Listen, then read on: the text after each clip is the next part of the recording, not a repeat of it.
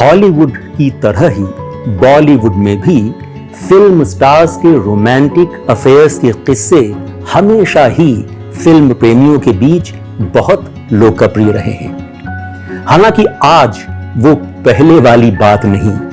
आज तो इस तरह का हर रिश्ता खुले खेल फर्रुखाबादी की तरह सबके सामने धड़ाम से आ जाता है।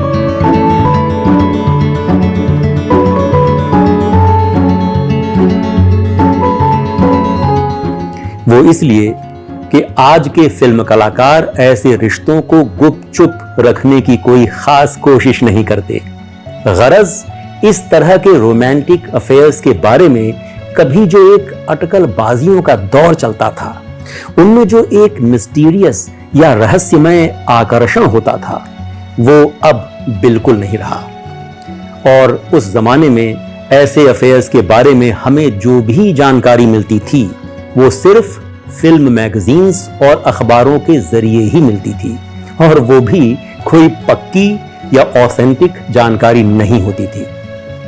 उसमें गॉसिप और अफवाह का रंग चोखा होता था, मगर गॉसिप का ये चोखा रंग उन मैगजीन्स को रंगीला बनाकर उनके बाजार को उठाने का काम करता था। आज हम बीते दौर की एक बड़ी ही चर्चित प्रेम कहानी की चर्चा करेंगे। वो प्रेम कहानी जिससे सब वाकिफ हैं और जो कभी विवादों के घेरे में भी रही थी।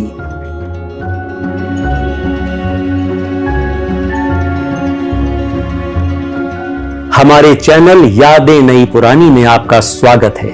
हम हाजिर हैं किस्से पुराने यादें पुरानी लेकर। मैं हूं देवेश वर्मा।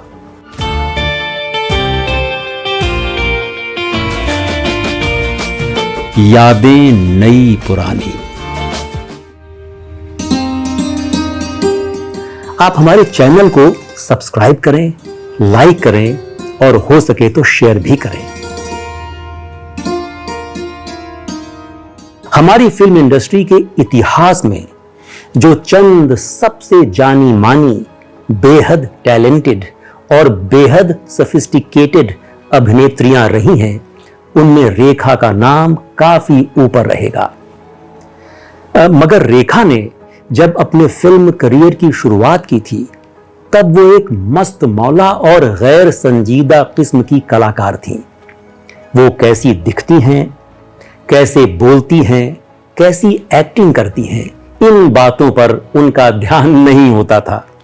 मगर 1974-75 के आसपास जब वो 21-22 बरस की ही थी, तो उन्होंने अपनी शख्सियत को पूरी तरह बदल डालने का फैसला किया और 1 साल के अंदर अंदर वो अपनी इस कोशिश में ऐसी कामयाब हुई जिसकी दूसरी मिसाल नहीं है।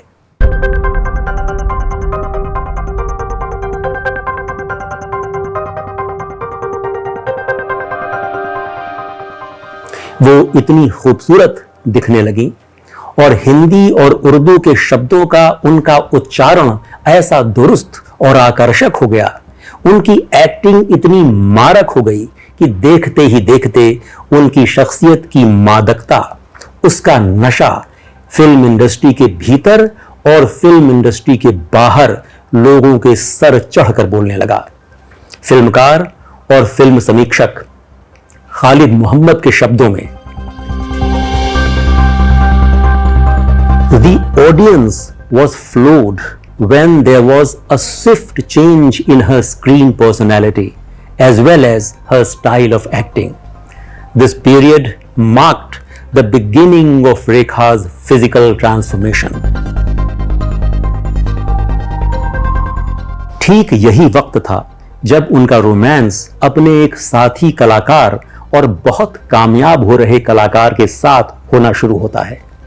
इस रोमांस की कोंपलें फिल्म दो अनजाने की शूटिंग के दौरान ही फूटनी शुरू हो गई थी। दो अनजाने जिसका जिक्र हमने अपने पिछले वीडियो में किया था, जिसमें ये दोनों पहली बार साथ काम कर रहे थे।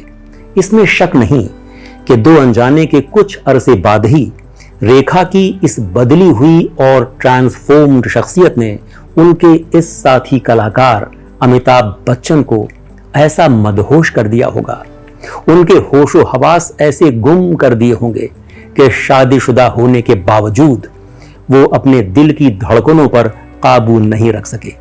जरा सोचिए, अमिताभ बच्चन जो अपने आप को किसी भी तरह के विवाद या कंट्रोवर्सी से दूर रखने के बारे में जाने जाते रहे हैं, जो अपने संयमित रखरखाव और मर्यादा का दामन हाथ से न छूटे इसकी जी तोड़ कोशिश करते रहे हैं, वही अमिताभ बच्चन रेखा के होशरुबा और दिलरुबा व्यक्तित्व के आगे लाचार हो गए थे।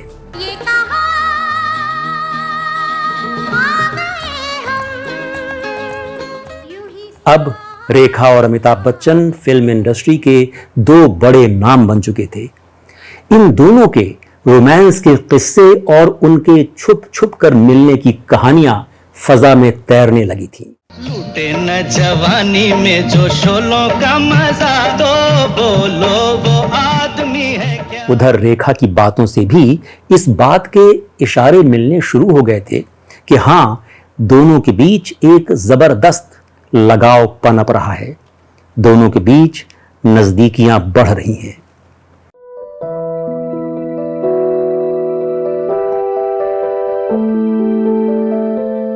वहमो गुमान से दूर दूर, यकीन की हद के पास पास, दिल को भरम ये हो गया, उनको हमसे प्यार है। इस दौरान ये दोनों प्रकाश मेहरा की फिल्म खून पसीना, ऋषिकेश मुखर्जी की आलाप और देश मुखर्जी की ईमान धर्म में साथ काम कर रहे थे और दोनों के बीच जारी रोमांस के किस्से लगातार गर्दिश कर रहे थे। रेखा ने तो खुल्लम खुल्ला कह दिया था, When I am in love, I am in it completely. Every minute of every hour, I am thinking about him. 24 hours, it's him, him, him in my thoughts. दो अनजाने के तुरंत बाद खून पसीना की शूटिंग आरंभ हुई थी और इसी दौरान रेखा और अमिताभ ने अपनी आशिकी के झूले में बढ़ चढ़कर पेंगे लगानी शुरू कर दी थी। तू मेरा हो गया, मैं तेरी हो गई, अब कहेगा जो भी तू, मैं करूंगी। फिर दोनों ने प्रकाश मेहरा की सबसे सफल और मशहूर फिल्म मुकद्दर का सिकंदर में भी काम किया।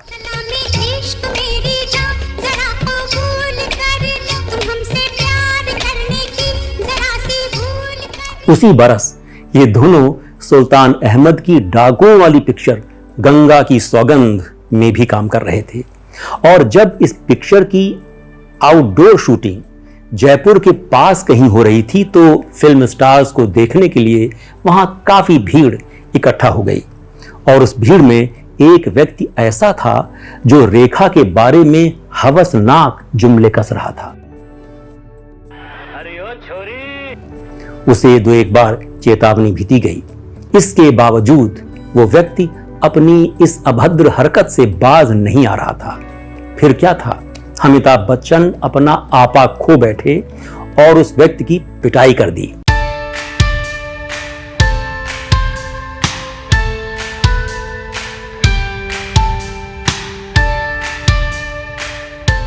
फिल्म मैगजीन्स ने इस घटना का खूब बढ़ा चढ़ाकर और चटखारे ले लेकर बखान शुरू कर दिया। एक मैगजीन ने लिखा कि क्या कारण रहा होगा कि अमिताभ बच्चन जैसे विवेकी और परिष्कृत व्यवहार वाले इंसान ऐसी मुक्का मुक्की पर उतर आए। साफ है कि उन्हें अपनी महबूबा के बारे में की जा रही ऐसी कामुक टीका टिप्पणी बर्दाश्त के बाहर हो गई होगी। फिर 1980 में एक सनसनीखेज एपिसोड हुआ। ऋषि कपूर और नीतू सिंह की शादी थी। रेखा और नीतू सिंह हमेशा से गहरे दोस्त रहे हैं। इस अवसर पर आरके स्टूडियो रोशनी और सजावट से दमक रहा था। फिल्म इंडस्ट्री के तमाम जाने माने नाम वहां मौजूद थे कि तभी वहां रेखा का धमाकेदार अंदाज में पदार्पण हुआ। उन्होंने एक निहायत ही सुंदर साड़ी पहन रखी थी, माथे पर लाल बिंदी और मांग में सिंदूर। लोग तो चक्कर खा गए। सारे कैमरे अब रेखा की तरफ मुड़ गए थे और लोगों में काना फूसी शुरू हो गई थी कि क्या रेखा ने शादी कर ली है। उधर रेखा की निगाहें बार बार उस तरफ चली जाती थी जिस तरफ अमिताभ बच्चन एक कोने में मनमोहन देसाई से बात कर रहे थे। साथ में जया भादुड़ी भी खड़ी थी। कुछ देर बाद रेखा भी वहां जा पहुंची और अमिताभ से बातें करने लगी।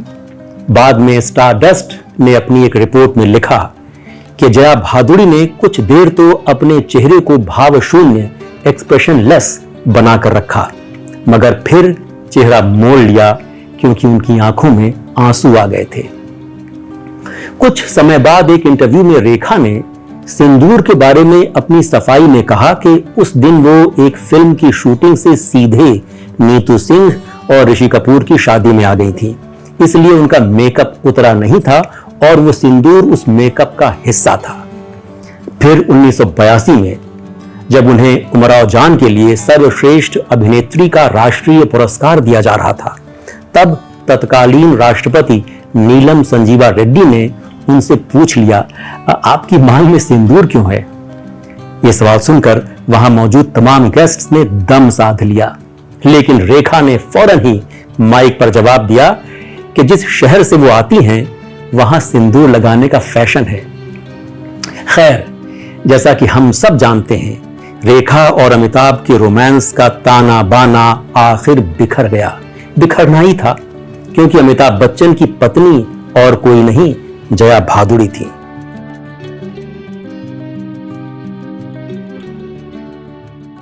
फिल्मों में जया भादुड़ी के किरदारों को देखकर आम लोगों ने उनके बारे में जो राय बना रखी थी उसका असली जिंदगी से कोई लेना देना नहीं था।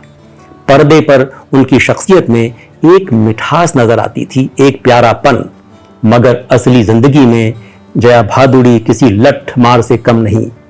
और अमिताभ बच्चन जानते थे कि रेखा के तईं उनके दिल में जो जज्बा है, जो गर्मी मोहब्बत है, उस पर यदि उन्होंने लगाम नहीं कसी तो सर फुटव्वल होना एकदम तय बात है। और ये सर किसके होंगे और लठ किसका, इसको लेकर भी कोई संदेह नहीं था। आपको ये वीडियो अच्छा लगा हो तो जरूर बताइएगा। यादें नई पुरानी में फिलहाल इतना ही। आप हमारे चैनल को सब्सक्राइब करें, लाइक करें और हो सके तो शेयर भी करें। हम लेकर आते रहेंगे ऐसे ही और भी दिलचस्प किस्से, दिलचस्प यादें। नमस्कार।